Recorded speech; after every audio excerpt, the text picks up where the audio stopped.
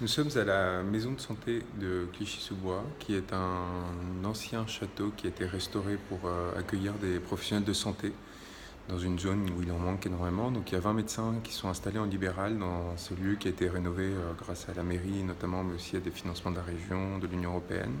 C'est un endroit magnifique, je vais essayer de vous montrer, mais avec une très belle verrière comme vous le voyez. Et derrière un château qui fait que les médecins viennent, même s'il s'agit de Clichy-sous-Bois et qu'ils pourraient avoir un certain nombre d'a priori, ils viennent s'installer avec envie. Il y a des spécialités de toutes sortes, notamment parce qu'il y a une telle demande de médecins, notamment sur certaines spécialités comme les sages-femmes ou l'orthophonie, qu'ils sont assurés d'avoir une clientèle.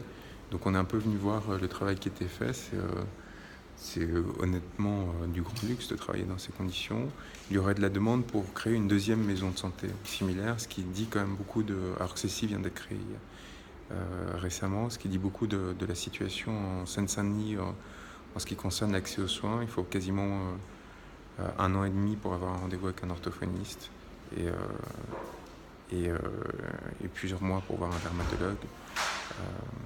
On sait très bien que c'est une situation qui touche à l'ensemble de la France. La France insoumise porte des propositions très fortes sur ces sujets, notamment de la lutte contre les déserts médicaux, mais aussi sur les complémentaires santé, la question des mutuelles qui pose beaucoup de problèmes, qui fait que les dentistes n'ont pas envie de s'installer dans des zones où les classes populaires sont majoritaires, car il est quasiment impossible de se faire, voire impossible tout simplement de se faire poser une prothèse lorsque l'on n'a pas un revenu confortable en France, ce qui est un scandale majeur.